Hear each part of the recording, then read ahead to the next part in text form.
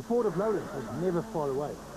Unfortunately, Class N2 was again a one-man show, with husband and wife Rian and Hestrie Erasmus the only entrants. They were still in it and driving fast. It's late Friday afternoon. The guys are heading out to the last gravel stage of the day, and there's absolutely nothing in it. 6 seconds in Class S2000, only 3 seconds in production cars. So the guys are trying their very best, but their best doesn't seem to be good enough. So what is it going to take to open up a gap? Well, I don't know. Look, there's a lot of stage kilometers tomorrow, so maybe the 60 Ks will break it. Just do what I did this morning. Remember I told you I wasn't going fast? I was just driving nice and clean. And that tells me that I'm just making mistakes. I'm trying to be faster. This was the last chance of the Friday for any of the drivers and all the classes to try and get some daylight between themselves before returning to Ermelo for the overnight race. Stage 9 was 17.5 kilometers long and set next to a lake on a beautiful Torderia farm, but it had an ominous feeling about it. So it's very tight up to now, but there's this funny feeling in the air that things might change on this stage, stage 9, the last stage of the day. There's apparently a lot of dust around, and as you can see, no wind to blow the dust away. So things might just change here. We could see a gap at the end of this stage. I'm hoping that we're going to have a bigger dust gap going into this stage. As you can see, it's quite dusty. We said earlier that sweeping the road is almost always a disadvantage.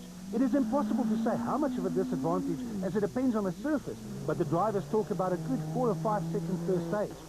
This emphasizes just how fast second was on the first 8 stages of the total rally. While on this stage, second and Aries were rewarded for being first on the road all day, as first is exactly where you wanted to be. The BP Ultimate Polo blitzed through the 17.5 kilometers in a time of 13 minutes and 7 seconds. Everyone wondered what it was going to take to try and break the deadlock, and the answer was dust. Behind the flying second, gaps started to appear. The left pole. In the beginning of the stage, it's quite a problem. We had to stop about 3 or 4 times. Dead still and wait for 4 or 5 seconds just to find a way. Habig and Judd recorded a time 17 seconds slower than their teammates, and with little or no wind to blow the dust away, especially in the forest section of the stage, the Castrol Toyotas did extremely well to equal Habig's second fastest time and to only lose 17 seconds. But in a battle this close, 17 seconds is huge. Grenier wasn't happy. Someone's loss is usually another man's gain, and there were quite a few drivers who emerged out of the dust clouds with smiles on their faces. The team total runnings of Damso and Frey set the 5th fastest time to retain their 5th position overall. Wilken and Godrich managed to record the 6th fastest time in the Sasol Konica Minolta Subaru to jump from 8 to 6 overall. More importantly, he turned a 3-second Class N4 deficit into a 15-second lead.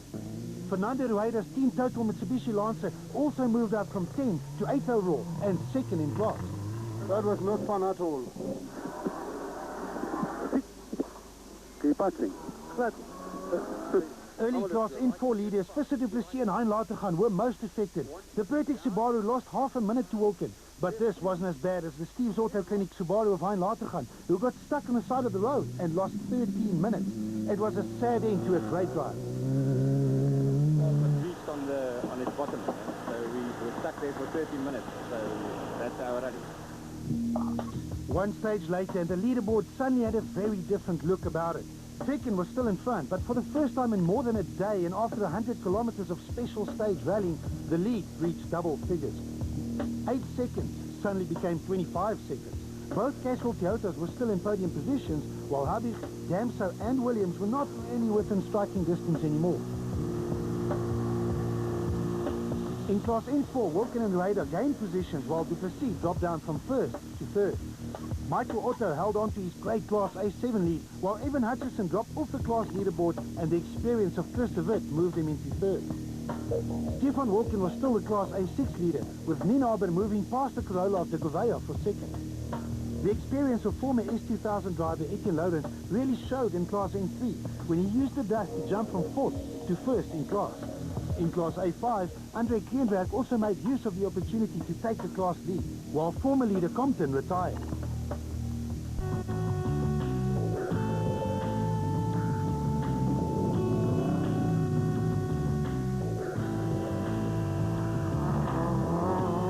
The action on the stages might have been over for the day, but in the service park, the action was still fast and furious, as everyone had time to debate the whole dust issue. You know, the first car is no dust, and then progressively it gets worse. You can see we were 3 seconds in the lead, now we're 28 seconds behind shot. You give lots of seconds away in the dust. Last year I think we lost a minute just because of the dust. Yeah, I think it's a bit of a luck of the draw. I'm going to buy my lotto ticket now. Maybe it's my turn next. After the day, we're 23 seconds in the lead, but it's not a lot, you know. If you get a bit of a puncture, you can lose 23 seconds very quickly. I came out of the stage, I was very unhappy. I'd spun, I'd gone off in the dust, but, you know, then it turns out that the other guys had a worse time than me. So the reality is you cannot cancel the stage. Once somebody's gone through the stage, and it's a time, it's impossible to cancel it. The rules don't allow for it. My take is my guys went through it quite quickly and I'm happy with the stage. But as they say, the show must go on. The organisers decided that dust is unfortunately an integral part of rallies.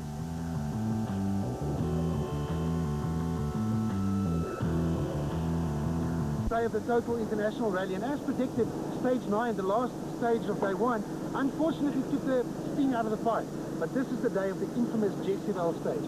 60 kilometers, by far the longest stage in South African rallying. And in 60 k's, anything can happen. I'm quite confident that we can still make up a bit of time. We're not sure how much, so we'll have to take it.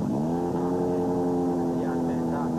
Yeah, it's better to start the day in the lead than behind. But it's going to be a long and tough day. I actually don't want to make a prediction. You know, I'm going to let you what happens. A rally is very different from circuit racing. Unlike circuit racing where the guys race each other, the race in a rally is against the stopwatch. In rallying, there are so many more dimensions to take into account because except for the repeated stages, every corner and piece of dirt road is different. Rallying is scary stuff, considering that these guys drive flat out at speeds of up to 200 kilometers an hour over blind crests, on loose and rough dirt roads with obstacles sometimes only centimeters away, past spectators, and that in monster machinery that can cost in excess of $1 million. But exactly how does it work? The key words are time and stopwatch. The rally consists of a long route that needs to be completed by every crew. In the total rally, the route is almost 800 kilometers long. This route is divided in special stages where the teams drive flat out to record the fastest times, and open sections where they have to obey the normal rules of the road. It's the total time of all the special stages that determines the winner. And those are just some of the aspects to take into account from a team's point of view. Arrangements before the start and during each rally are just as complicated for the organisers. The organising club has to plan the rally route months in advance and negotiate the use of it with the respective landowners. Spectator spots are chosen, maps are drawn up, the pace notes are created for the teams, and the entire route is arrowed. Before the start of each stage, 2 vehicles called the 0 and 00 cars drive over the stage to ensure that it's clear that the spectators are safe and that all the marshals are in place. Now it's up to the marshals to keep track of the rally and especially all the time control areas.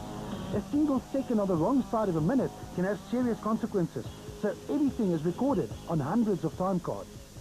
At the end of the event, it's all up to these guys, the scorers, to make sense of all those complicated time cards. And with a little luck, soon after the last stage, we should have a winner. On the final day of a round of the Sasol South African Rally Championship, the top 8 drivers get to choose their road position for day 2. Often the starting grid for the final day would be a perfect reversal of the standings, but this time round it looked a bit different, with Peck and Percy choosing to start 6th, Tournier 4th and Gemmell 5th. As the last driver to choose, Fernando Rueda ended up in the road sweeping position. But why did Peck choose 6th and not the usual 8th? Well, the reason behind it is that you don't want to go into that 60k stage with a slower car in front of you. You know, if he loses a minute, then you're already in his dust. If something happens with his car, then it might even be worse. So yeah, I just wanted 2 or 3 faster cars in front of me. Being first on the road not going to help. You know, we're going to sweep. But you know, as I said last night, it's part of the game. It's also maybe a slight advantage too, because then I don't see all the lines from everybody else which have made mistakes. So you kind of focus and concentrate a bit more than normally. You can rely on brake markers from other cars, which you normally do see. Stage 10 of the long and tough Total International Rally.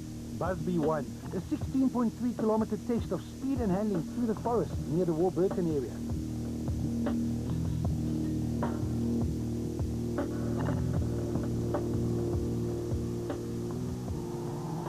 Fernando Rueda and Dave Leskowitz were the first ones to taste Saturday stages in the Team Total Evolution Mitsubishi Lancer. And as always, the Spaniard's strategy was to attack. He was only 16 seconds off Wilkins' class lead and drove hard on stages 10 and 11. Next on the road, the father and son combination of John and Doug Williams. Williams was on course for one of his best results ever and got the Guma Polo safely to the end of both stages 10 and 11. Again, 2 stages on the trot without any servicing. I think a good start. They overshot. They got stuck between 2 trees and The BP Ultimate Polo of Jan Habig and Douglas Judd were next on the road, and after changing the gearbox the night before, the champions were hoping for an additional dash of speed on the final day of the total. Then came Mark Cronje and Robert Paisley in a Castrol Toyota Runix. Cronje was 25 seconds away from Peckin's lead, and although he was not feeling well, he managed to drive like a man possessed to win his 4th stage of the event, on stage 10 to close the gap by another 6 seconds. We need to get the pace back on so that we can get the other guys pushing as well, and pray for the best if they start trashing their cars. Johnny Gemmel and Peter Marsh on the next Castrol Toyota Runix started the day 42 seconds behind the leaders and probably decided to settle for 3rd and not to take any chances. The strategy in the BP Ultimate Polo of Hergen Tekken and Pierre Aris was to win the rally, and to win it, you need to win stages. They lost 6 seconds to the charging Cronje in stage 10, but immediately answered by taking 4 of those precious seconds back on stage 11. The Team Total Evolution Toyota Runix of JP Damso and Cobus Spray started the day in 5th, but Damso has shown that he has the pace, and a podium position was less than a minute away. He passed Habig for 4th and completed these 2 stages just 31 seconds from the podium. Yeah, really quite surprised our time on the stage because we didn't have a good stage at all. Maybe they also had a bit of a problem. Then came Saul Wilken and Greg Godridge in the Sasol Konica Minolta Subaru. A steady and calculated drive saw them emerge as the production car leaders, and a production car win on the total rally would do wonders for their championship aspirations. On stages 10 and 11, Wilken managed to stretch his production car lead from 16 to 25 seconds. That's starting the next stage, but we've just heard he's got a serious misfire. You can see the smoke pouring out of his exhaust. The fast pace set by Duplessis and Snyman early on has turned into somewhat of a nightmare. But despite smoking and having a serious misfire, the Pertex Subaru was still going and on course for some valuable championship points, provided that the engine lasted. I can't even get out of a hairpin in 1st gear. Jaapie van die Kerk and Robin Houten were driving steady and managed to crawl their way into the top 10 for the first time, after Nicholas Ryan and Schalk van Heerden in the Philips Toyota Runix lost around 4 minutes in stage 11. Couldn't stop the car quickly up on the right edge, and then got stuck with a big piece of rock in front of us. Couldn't reverse. I had to move it out the way. This is one of the most anticipated moments in South African rallying, the running of the infamous stage 12 at Jessiville. At 60 kilometers long, the longest stage in South African special stage rallying. Drive fast, risk a puncture or other problems, and lose minutes. Or drive cautiously and run the risk of somebody beating you by a minute.